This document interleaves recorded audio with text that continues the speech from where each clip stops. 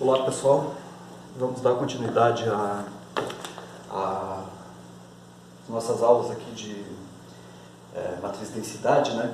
Eu vou retomar o problema que eu deixei proposto para vocês terminarem na videoaula passada. Quero inclusive fazer um comentário a respeito de um detalhe ali. Então, o que nós tínhamos, nós estamos trabalhando com a equação, com as formas de matriz de densidade. Eu tinha proposto estudar esse hamiltoniano aqui, né? 0 epsilon, epsilon 0, e resolver a equação de ρ dt igual a I sobre H cortado, comutador de ρ com H.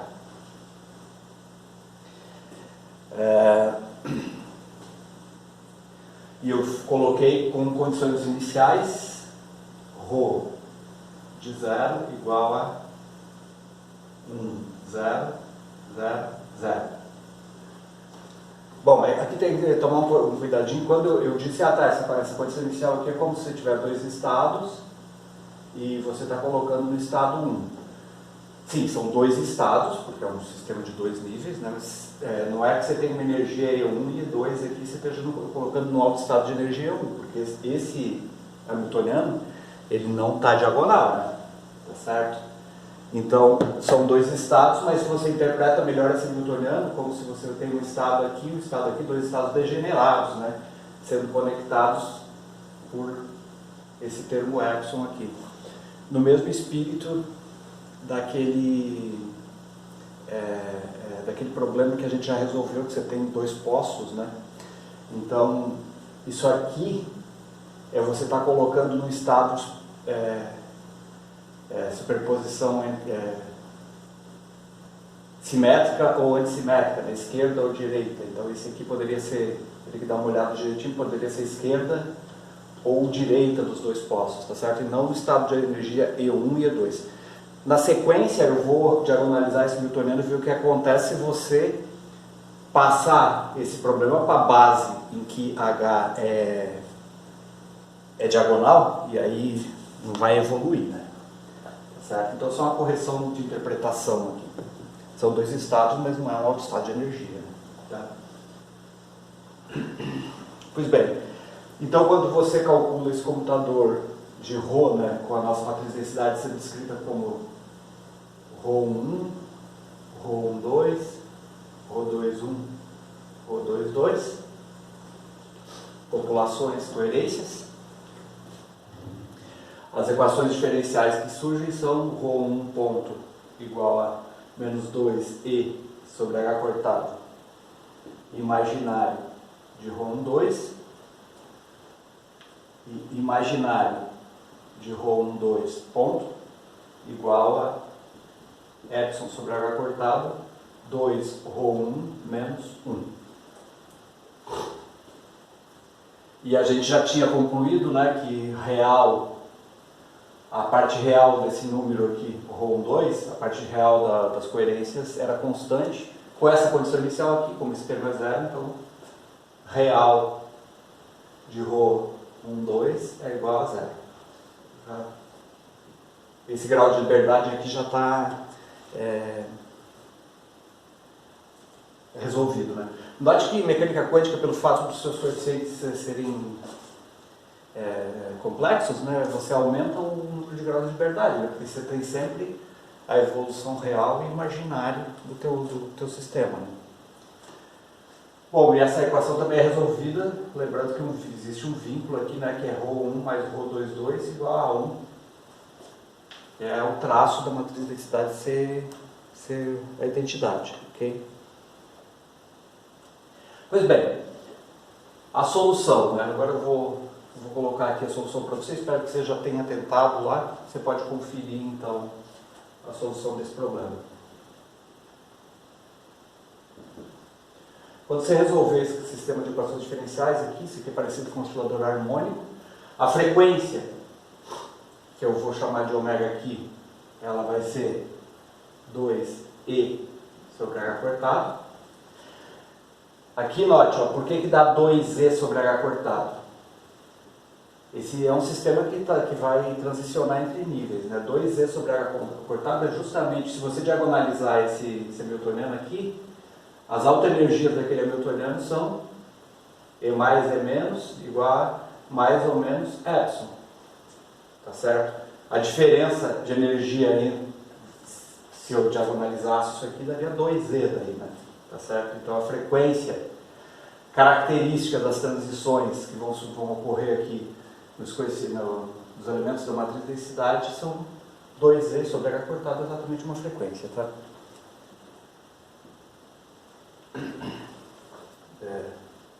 A distância entre energias aqui é 2e, né? Então a solução que eu obtive aqui é ρ1 de t igual a 1 meio de 1 mais cosseno de ômega t. Bom, consequentemente, ρ22 de t vai ser 1 meio por conta desse aqui, né? De 1 menos cosseno de ômega t. E imaginário de ρ2 de t igual a 1 meio de seno de ômega t. E real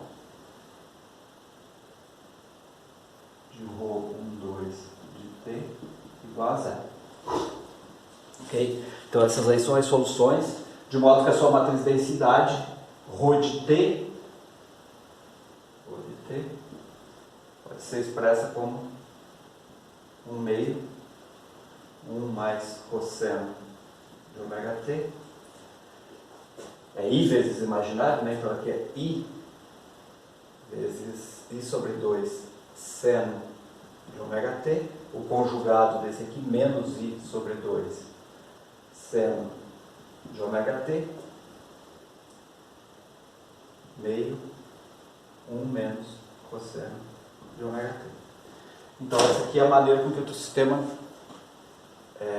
evolui, né? Então isso aqui você pode entender como a população do estado 1, o estado 1 interpretado como esquerda e direita, por exemplo, né? População do estado 2 e as coerências, tá certo? Então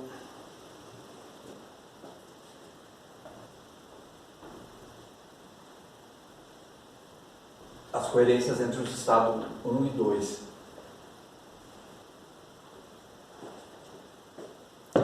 Então, note que em t igual a 0, isso aqui é 1, 0, 0, 0, daí ele sai, ele transiciona do estado 1 para o estado 2, né?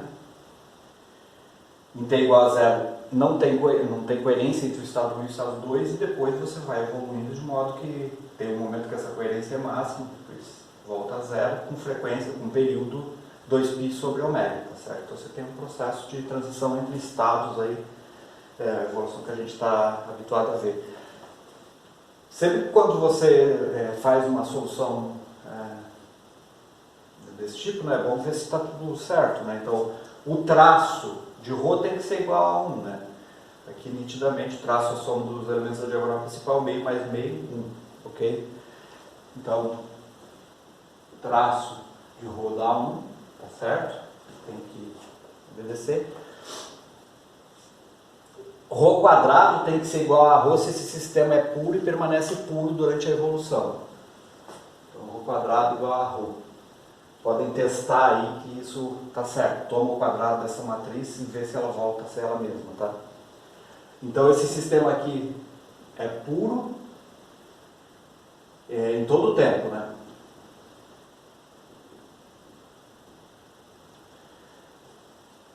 Significa que você não tem interação externa, né? Evidentemente, esse hamiltoniano aqui é um hamiltoniano completamente independente do tempo, ele só representa um sistema isolado, fechado, né? Tá certo? Esse sistema está evoluindo de uma maneira fechada. Falando em termos de termodinâmica, não tem troca de calor no ambiente, etc. Tá certo? Se não vai ter, eu já vou definir na sequência que não vai ter geração de entropia e essas coisas. Bom, note também o seguinte, ó. O valor esperado de H, que é o traço de ρh dá 0. Basta multiplicar esse ρ por H, você vê que esse valor esperado da energia dá 0. Você tem, como eu disse, são dois estados de energia nula, né? Você está transicionando entre eles, né? Aqui, ó. Ok? Comentando aqui como que ficaria esse problema, se eu trocasse, ao invés de resolver o hamiltoniano dessa forma, eu diagonalizo esse hamiltoniano, ou seja, eu passo para a base em que H é diagonal, ok? E tento resolver o mesmo problema.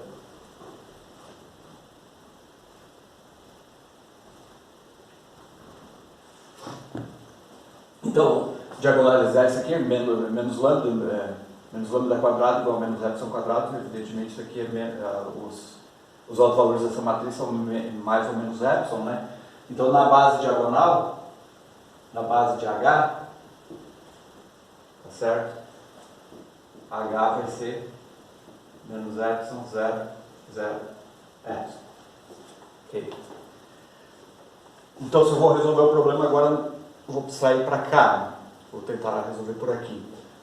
Então, seria eu fazer ρ ponto igual a I sobre H cortado, ρ, computador de ρ com H.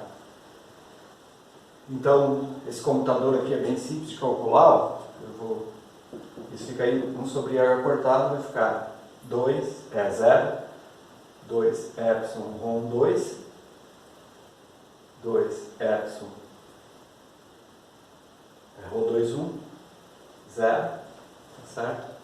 Isso aqui é igual a ρ1 ponto, ρ1 2 ponto, ρ2 1 ponto, ρ2 2 ponto, tá certo?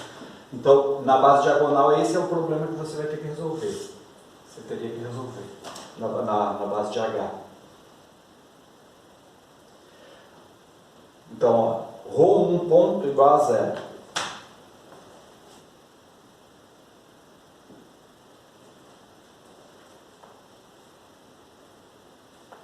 Isso significa que ρ1 é constante. E ρ22 só depende de ρ22 aqui, né? Tá certo? Então você tem uma equação, ele não tem acoplamento aqui. ρ12 ponto igual a 2i epsilon sobre H cortado ρ2. Então essas seriam as equações que você teria que resolver. Ora, se eu coloco a condição inicial, ρ de 0 igual a 1, 0, 0, 0, essa equação aqui me diz que o ρ1 é constante, então o ρ1 de t é igual a 1, certo? Isso aqui igual a 0, significa basicamente que ρ2 ponto, que ρ2 é igual a 0. Ou seja, não evolui, tá certo? Por quê? Porque agora eu passei para a base diagonal em H, então agora sim, eu diagonalizei, eu tenho um sistema com dois autoestados de energia, menos E mais E.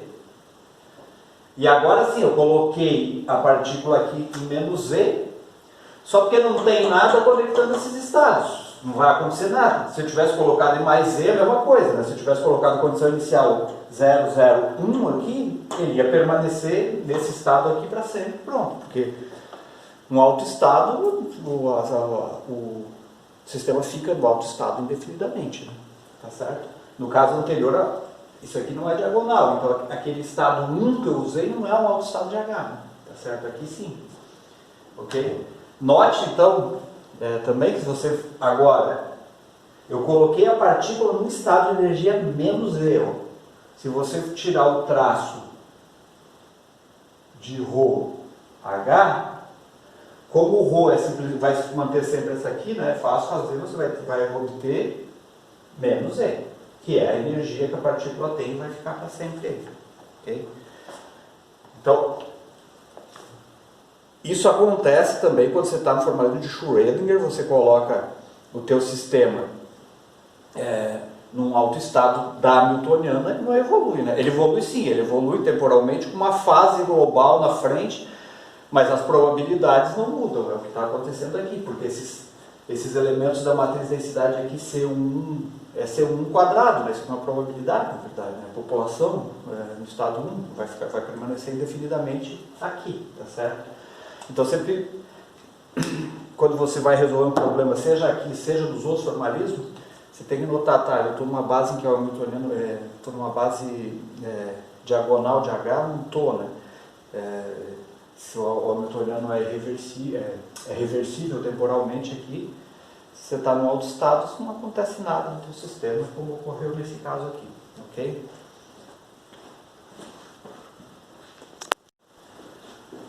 Dando sequência aqui, eu vou definir para vocês como que se calcula a entropia nesse contexto aqui. Já que a gente está falando de misturas estatísticas, etc, etc, etc, então esse formalismo serve para fazer termodinâmica quântica, digamos assim, mecânica estatística quântica, né? Então a primeira definição para isso é definir a entropia. Essa entropia que eu vou definir aqui é chamada entropia de von Neumann. Existem outras definições de entropia de Shannon, por exemplo, tal, mas a entropia termodinâmica no sentido restrito é a entropia de von Neumann. Tá? Então, definição de entropia.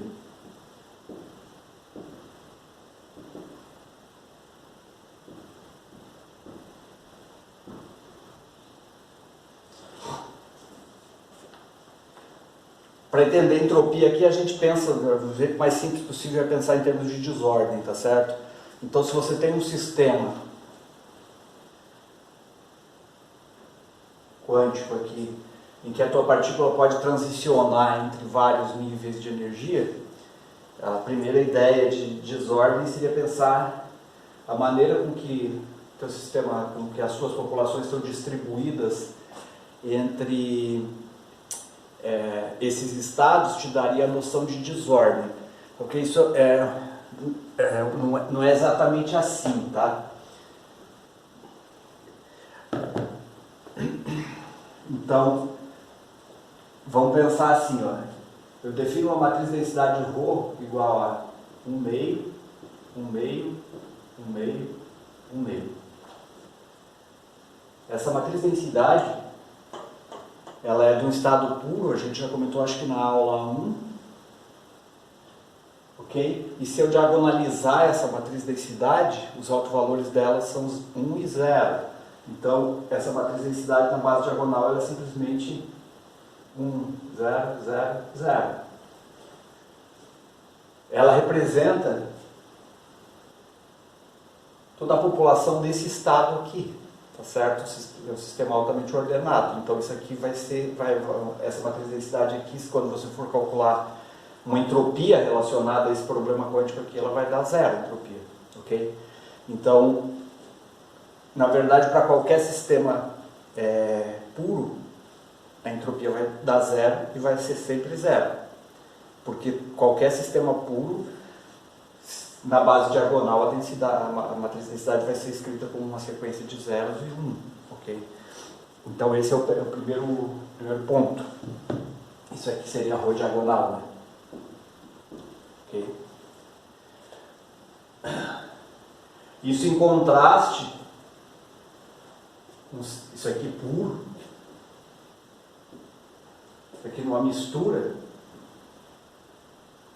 eu poderia ter um ρ, por exemplo, também já comentei com vocês, estou fazendo só 2 níveis aqui, meio, meio.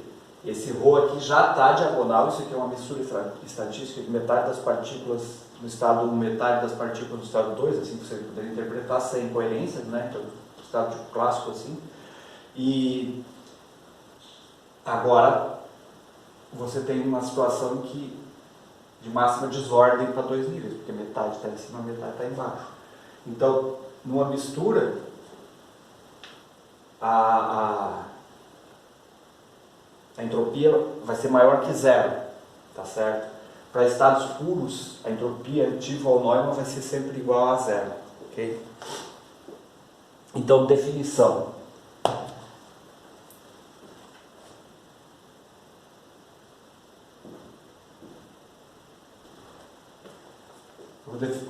Nós definimos aqui uma grandeza sigma, que é menos traço de ρ, ln de ρ. E a entropia, esse sigma aqui vai ser uma medida de distribuição entre microestados e tal, essa forma que já é conhecida, né? E a entropia S, isso aqui é a entropia de, eu vou escrever aqui, né, von Neumann.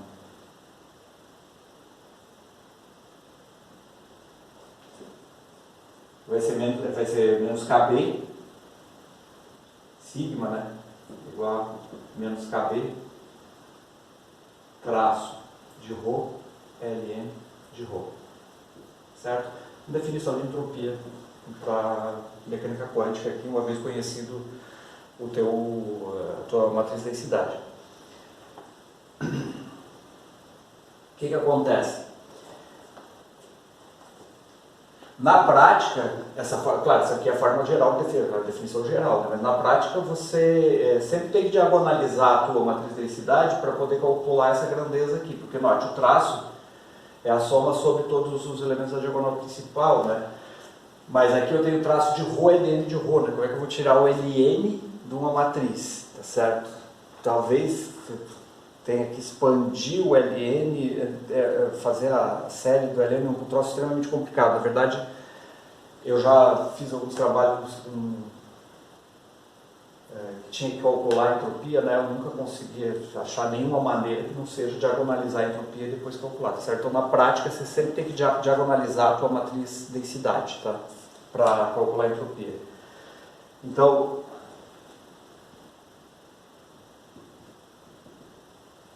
você diagonaliza, né? Ρ, tá certo?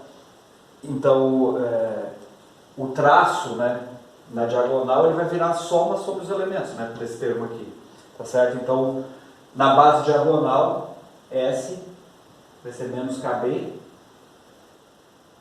somatório em cima dos elementos K, né, mas só existem esses agora, né, porque a entropia foi para a base diagonal. Aqui é ρ kk, eu vou escrever assim, eu vou colocar diagonalizado, tá? Não tirar diretamente os elementos kk aqui, porque daí os elementos diagonais, porque daí não.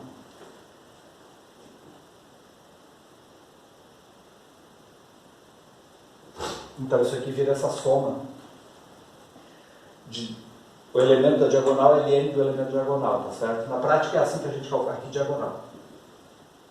Tá certo? Na prática é assim que você vai calcular a entropia em termodinâmica. Então, voltando, né? Eu nem preciso reescrever. Se o estado é puro, a matriz de densidade vai ter sempre essa forma aqui, na forma diagonal. Então, você tem ln de 1 é 0, tá certo? Então, vai dar 0. E ln de 0 diverge, mas acontece que você tem 0 vezes isso aqui.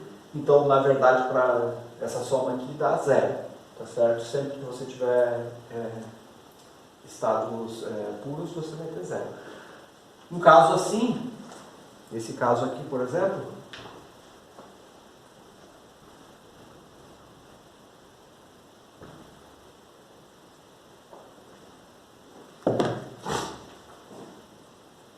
nesse caso aqui, ρ igual a 1 meio, 0, 0, 1 meio, isso aqui é o estado misto, não é o estado puro. Então a entropia aqui vai dar S igual a menos KB, meio ln de meio, mais meio ln de meio. Certo? Aqui, né? Que dá, eu posso inverter aqui, né? que dá Ln de 2, KB Ln de 2. S igual a KB Ln de 2. Que é a entropia quando você tem dois sítios, né? duas configurações possíveis. Né? Exatamente isso. Se você voltar um pouco para suas aulas de Física 2A ou, não sei, Mecânica Estatística, né? Certo? Essa é a entropia. Situação assim, né? Você tem duas possibilidades. A máxima entropia é a Ln de 2. Ok? Então isso é consistente. Evidentemente que isso aqui é consistente, né?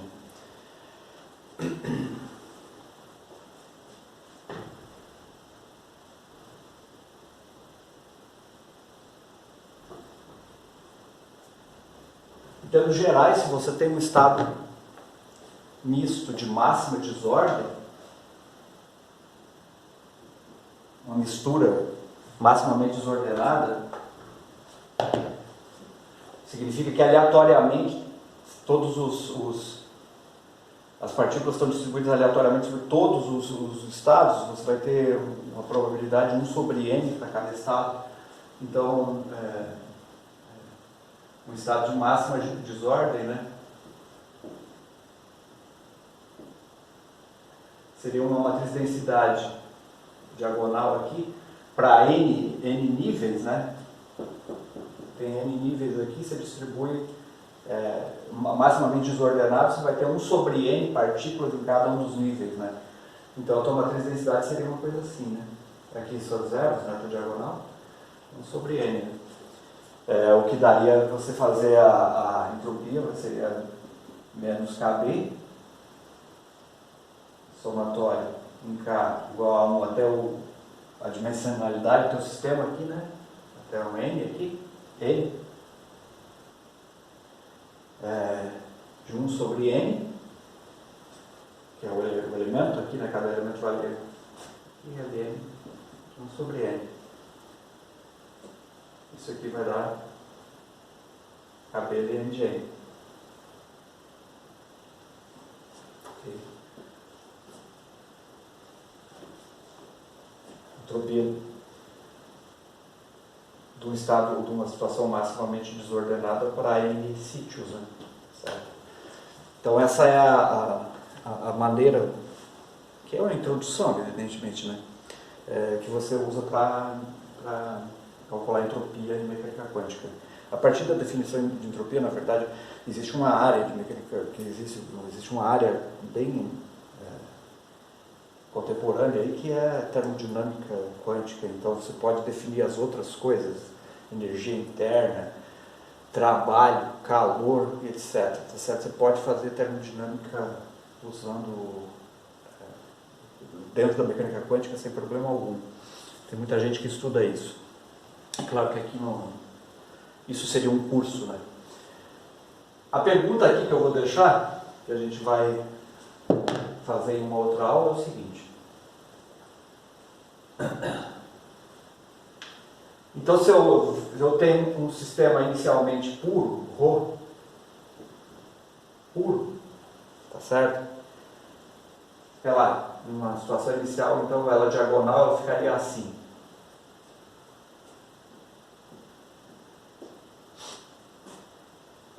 Esse sistema está supondo que ele esteja num alto estado aqui, né? Qualquer, um átomo de hidrogênio, alguma coisa com um elétron num alto estado. Como esse sistema está aberto, ele vai evoluir. Se o sistema está aberto, ele vai evoluir, né? E, por exemplo, ele vai atingir no final um estado desordenado, provavelmente. Aqui eu estou colocando meio, mas se for, ele pode chegar num estado de equilíbrio térmico, em que cada elemento aqui vai conter o fator de Boltzmann de peso, tá certo? Porque o átomo de hidrogênio, o teu gás com átomos de hidrogênio, está numa determinada temperatura, a distribuição de níveis de energia vai obedecer na prática, uma distribuição de átomos que estão em cada um dos níveis de energia vai obedecer na prática uma distribuição térmica, tá certo? Que vai ser um estado misto, uma mistura, ok?